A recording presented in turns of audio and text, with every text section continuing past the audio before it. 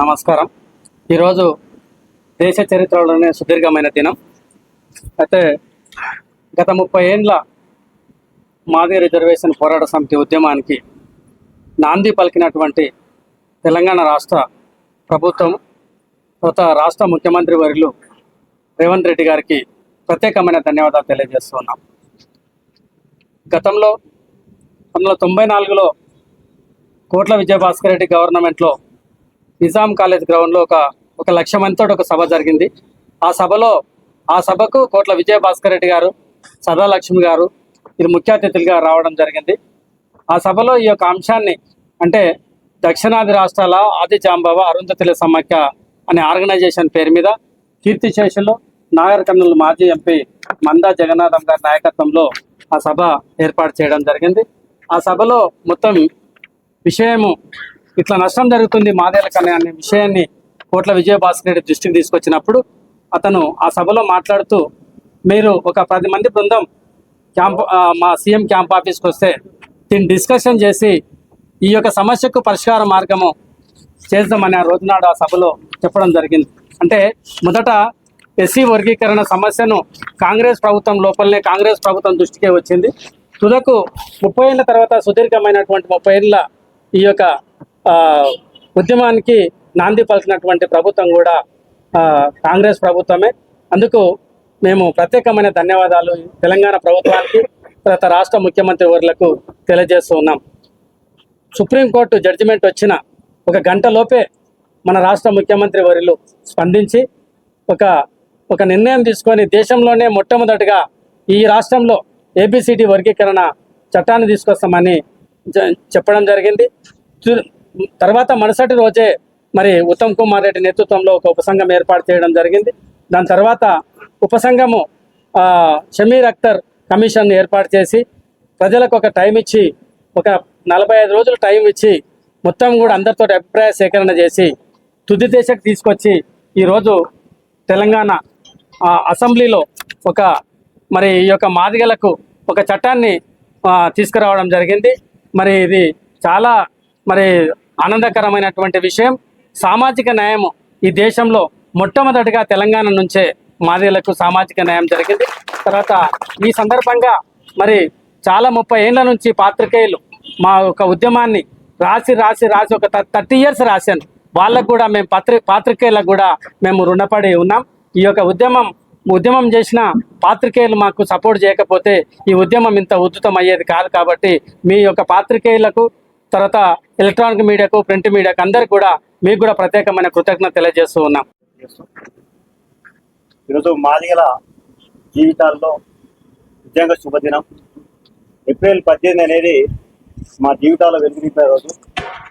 దానికి సహకరించినటువంటి రాష్ట్ర ముఖ్యమంత్రి వర్యులు రేవంత్ రెడ్డి గారికి, మరియు మన శాసనసభ్యులు మరియు మంత్రివర్యులు ఉత్తమ్ కుమార్ రెడ్డి గారికి, సత్యం గారికి కూడా ప్రత్యేకంగా మాదిగ తరఫున ధన్యవాదాలు తెలియజేస్తున్నాము. అయితే 30 ఏళ్ళ సుదీర్ఘ కళ నెరవేర్చినటువంటి మన కాంగ్రెస్ ప్రభుత్వం మరొకసారి సామాజిక న్యాయం అనేది కాంగ్రెస్ పార్టీ చేస్తుందని చెప్పి నిరూపించిన రోజు ఏప్రిల్ 18. ఎందుకంటే ఎస్సీ వర్గీకరణ ఏబిసి చేయడమే కాకుండా మార్చి 18 మాదిగల్లో ఎస్సీలలో ఏబిసి వర్గీకరణ కాకుండా బీసీలకు కూడా 42% రిజర్వేషన్ ఇవ్వడం అనేది చరిత్రలోనే మొదటిసారి. నిజంగా బడుగు బలహీన వర్గాలు రాజకీయంగా, ఆర్థికంగా, సామాజికంగా సమాన హక్కులు పొందిన మార్చి 18 అనేది చిరస్థాయిగా నిలిచిపోతుందని తెలియజేస్తున్నాను. ఇంకోటి, ఈరోజు రాజీవ్ యువ వికాస్ అనేది ఇలా శంకరన్న గారు కానీ, రాష్ట్ర ముఖ్యమంత్రి రేవంత్ రెడ్డి గారు కానీ బహిర్గతంగా చెప్తున్నారు. ఎందుకంటే గతంలో దళిత బంధు అనేది కేవలం టీఆర్ఎస్ కార్యకర్తలకు మాత్రమే ఇచ్చారు. ఈరోజు రాజీవ్ యువ వికాస్ వల్ల ఇలా మన కార్యకర్తలకే ఇవ్వాలని అనడం అనేది చాలా సంతోషకరమైన విషయం. ఎందుకంటే గత 10 ఏళ్ళ నుంచి కార్యకర్తలందరూ కూడా మన అధికారం కోసం మేము బాగుపడడం ఉద్దేశంతో కొట్టడం జరిగింది. వాళ్ళందరికీ ఈరోజు శంకరన్న ఆధ్వర్యంలో కూడా మన నియోజకవర్గంలో దాదాపు 5,000 మందికి మేలు జరగడం అనేది సంతోషకరమైన విషయం. అదేవిధంగా నిన్న కూడా అసెంబ్లీలో మన ఉప ముఖ్యమంత్రి బట్టి కుమార్ గారు అన్న చిరకాల కళ లక్ష్మీదేవిపల్లిని ప్రారంభిస్తామనేది చాలా సంతోషకరమైన విషయం. దీనివల్ల శాసనం అంతా సస్యమనం అవుతుందని చెప్పి తెలియజేస్తూ, ఇక మాదిగల జీవితంలో వెలిగిన కాంగ్రెస్ పార్టీకి ఎప్పుడు రుణపడి కాంగ్రెస్ పార్టీకి ఉంటామని చెప్పి, అదేవిధంగా మా భవిష్యత్తు సమావేశం శంకరాలకు ఎప్పుడు సపోర్ట్గా ఉంటామని తెలియజేస్తూ ముగిస్తాము. ఈరోజు మరి ఏబిసిడి వర్గీకరణ చట్టబద్ధత కల్పించినందుకు, కాంగ్రెస్ ప్రభుత్వం కల్పించినందుకు, మరి ఈరోజు ఇక్కడ ఉన్న మన ఎమ్మెల్యే గారికి వచ్చిన ఎంఆర్పిఎస్ నాయకులకు, ప్రెస్ మీడియాకు నమస్కారం తెలియజేస్తున్నాను. ఈరోజు కాంగ్రెస్ ప్రభుత్వం దళిత పట్ల ఎప్పుడైతే కాంగ్రెస్ పార్టీ వచ్చిందో దళితుల పట్ల అందరి కూడా సమాన న్యాయం చేసుకుంటూనే వస్తుంది. భూములు కానివ్వండి, కాంగ్రెస్ నుంచి వచ్చిన పథకాలు కానివ్వండి, దళితులకు బాగా ఉపయోగపడ్డది. కాంగ్రెస్ ప్రభుత్వం వచ్చిన తర్వాత ఎంతో మంది ప్రభుత్వాలు గవర్నమెంట్ చేసింది, కానీ ఎప్పుడు కూడా కాంగ్రెస్ ప్రభుత్వం ఆలోచన దళితుల పట్ల కానీ, ఏబిసిడి వర్గీకరణ విషయాలు కానీ ఎన్నో ఉద్యమాలు చేసి జైలు పోయినాము, ఎన్నో ఎంఆర్ఓ ఆఫీస్ ముట్టడి చేసినాం, ఎన్నో రకరకాల ఇబ్బందులు పడ్డాం. అయినా కానీ తెలుగుదేశం ప్రభుత్వం, ఎన్టీ రామారావు ప్రభుత్వం ఉండే, మళ్ళా చంద్రబాబు నాయుడు ఉండే, మళ్ళీ మొన్న పోయిన బీఆర్ఎస్ ప్రభుత్వం ఉండే. కాబట్టి ఏ ప్రభుత్వాలు వచ్చినా కానీ మరి దళితులను ఏబిసి వర్గీకరణ గురించి ఏనాడు కూడా ఆలోచన చేయలేదు.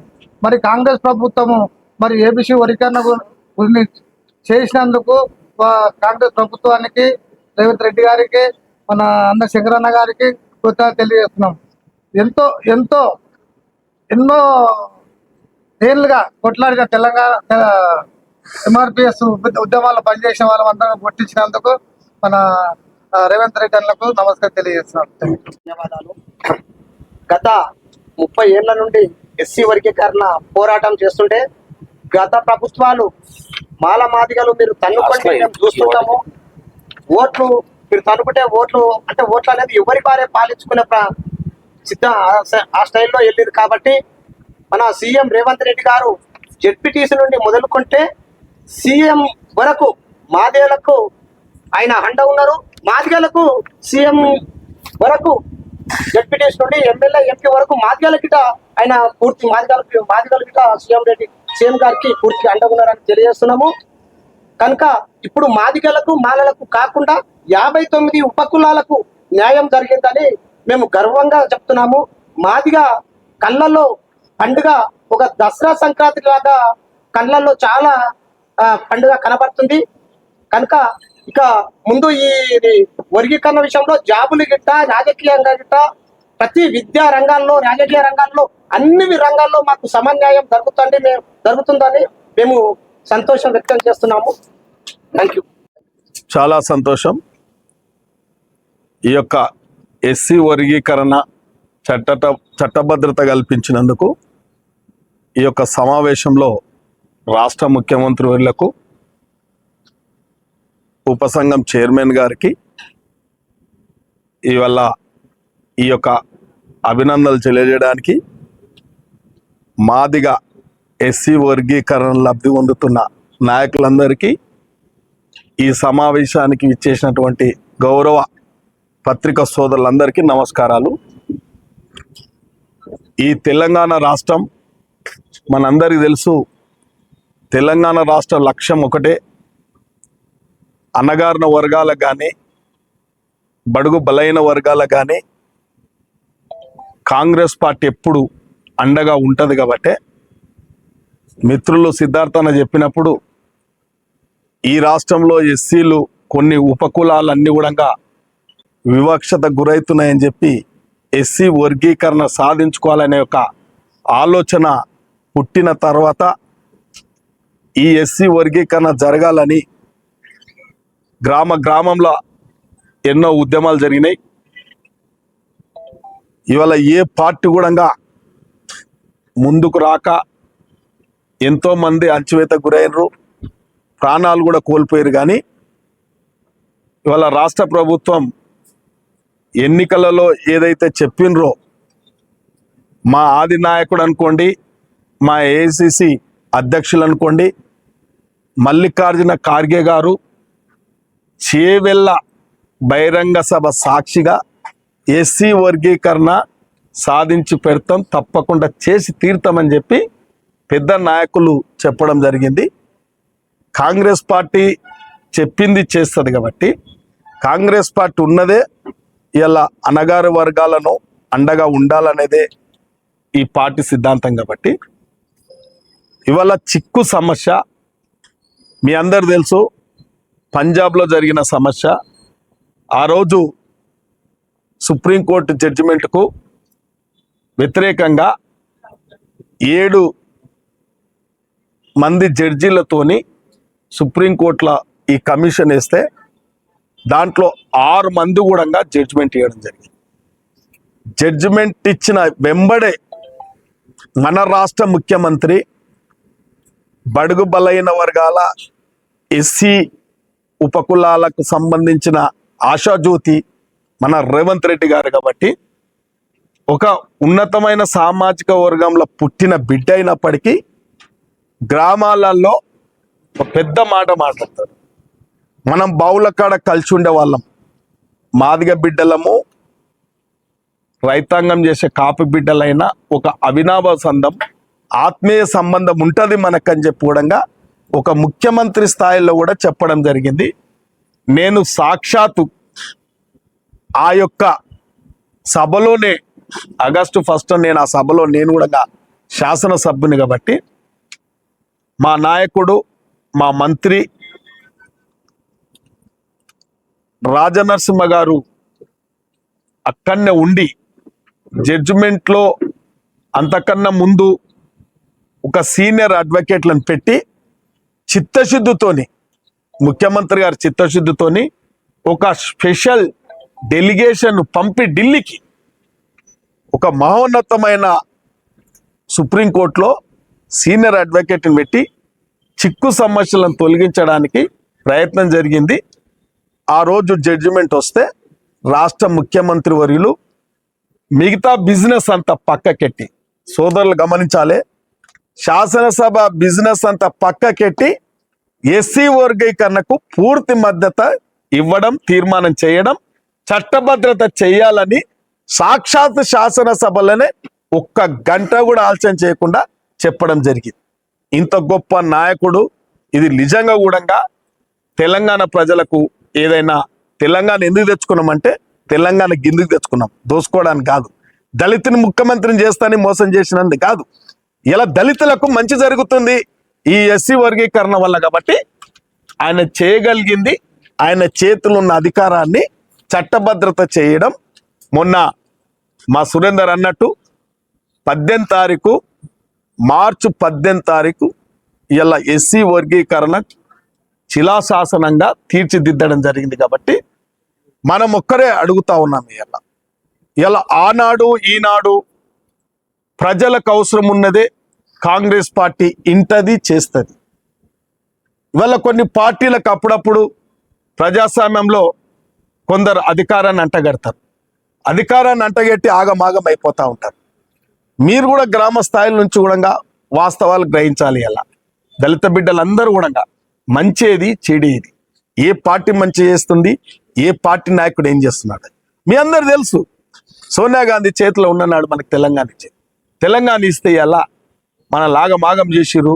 ఇలా కొందరు గొప్ప నాయకులుగా మాట్లాడతారు, ఇలా మనల్ని ఎస్సీలను బీసీలను అంతా దూరం పెట్టి ఇలా అధికారాన్ని అనుభవిస్తూ ఒక కుటుంబ పాలన రాష్ట్ర స్థాయిలోనే కాదు తాలూకా స్థాయిలో కూడా కుటుంబ పాలనలు జరిగినాయి. ఇలా మనం వాస్తవాలు గ్రహించాలి. తెలంగాణ అన్ని విధాల మీరు చూస్తూ ఉన్నారు కదా, ఎస్సీ వర్గీకరణతో పాటు బీసీలో కూడా జనాభా ప్రాతిపాదికన ఎంత ఉంటే అంత ఒక సైంటిఫిక్గా కులగణన చేపట్టి వారికి 42% రిజర్వేషన్ కల్పించాలని కూడా ఇలా ధైర్యంతోని, మొక్కువోని ధైర్యంతో కూడా రాష్ట్ర ముఖ్యమంత్రి ఎన్ని చిక్కు సమస్యలున్నా ఎన్ని భిన్న అభిప్రాయాలు ఉన్నా ఏకాభిప్రాయానికి తెచ్చి అసెంబ్లీలో ముక్తకంఠంగా తీర్మానం చేయించి ఎస్సీ వర్గీకరణ బిల్ అయితేనేమి, బీసీ 42% బిల్ అయితేనేమి ముక్త కంఠంగా అన్ని చర్చించి ఫామ్ హౌస్కే పరిమితమైనట్టు కాకుండా ప్రజలు గౌరవించే శాసనసభలోనే ఈ తీర్మానాలు చేయడం జరిగింది. ఇవాళ మనమందరం బాధ్యత మీరు ఇట్లా ఇలా కృతజ్ఞత భావం, ఒక ఉన్నతమైన కుటుంబం అయినప్పటికీ ఒక పాలమూరు బిడ్డగా దీనికి ఒక చట్టభద్రత కల్పించి మీ సమస్యకు, మీ పోరాటానికి, మీ కళ్ళలో సుఖ సంతోషాలు చూడడానికి, మీ జీవితాలలో వెలుగు చూడడానికి, మీ ఎస్సీ వర్గీకరణ చేయడం వల్ల ప్రతి ఒక్కరి జీవితంలో దిశ మారబోతా ఉంది. ఇంకొక విషయం, చట్టభద్రత కల్పించకంటే ముందు కూడా ఒక సాహసపితమైన మాట చెప్పడం జరిగింది. ఇవాళ తెలంగాణ రాష్ట్ర ప్రభుత్వం వచ్చి 55,000 60,000 ఉద్యోగాలు ఇచ్చినాం. కానీ ఇలా ఎస్సీ వర్గీకరణ చేస్తే ఉదాహరణకు 3 ఏబిసి అనే 3 కేటగిరీలుగా గుర్తించి అత్యంత ఉదాహరణకు డక్కలి, బుడిగజంగాలు అలాంటి వాళ్ళను పూరగా రాజ్యాధికారికి నోచుకోనోళ్ళు, అభివృద్ధికి నోచుకోనోళ్ళు, సంక్షేమంకి నోచుకునే అత్యంత పేదరికంలో ఉన్న కూడా ఇవాళ అందులో చేర్చడం జరిగింది. అయినా ఈ ప్రభుత్వం ఆ రోజు ఏం చెప్పింది, ఈ ఎస్సీ వర్గీకరణ చట్టభద్రత చేసే వరకు నోటిఫికేషన్ ఇవ్వము, నియామకాలు జరగయి అనే గట్టిగా చెప్పగలిగిందంటే ఇలా స్వార్థం లేకుండా చెప్పిండు. మీరు అర్థం చేసుకోవాలి అందరూ కూడా. కాబట్టి నిస్వార్థంగా ఈ రాష్ట్ర ప్రభుత్వం ప్రజాపాలన ప్రజాస్వామ్యబద్ధంగా సాగుతూ ఉంది. కాబట్టి ఎప్పుడైతే మీరు అందరు అధికారం ఇచ్చిర్రో, కాంగ్రెస్ పార్టీకి అధికారం ఇచ్చినందుకే ఈ యొక్క 2 కార్యక్రమాలు, ఎస్సీ వర్గీకరణ చట్టబద్ధత దాల్చింది, బీసీలకు 42% జరిగిందంటే ఇది తెలంగాణ ఆశించింది, తెలంగాణ తెచ్చుకున్నది, తెలంగాణ లక్ష్యం. ఇలా తెలంగాణ దశ మారబోతుందంటే మీరు అర్థం చేసుకోవాలి, ఇలా ప్రజలు కూడా అర్థం చేసుకోవాలి. ఇవాళ ఉదయం లేస్తే ఒక పార్టీకి అయితే పనిగట్టుకొని అబద్ధాలు చెప్తా ఉన్నారు. కాబట్టి అబద్ధాలు చెప్తే నిజమైతాయి అనుకుంటున్నారు.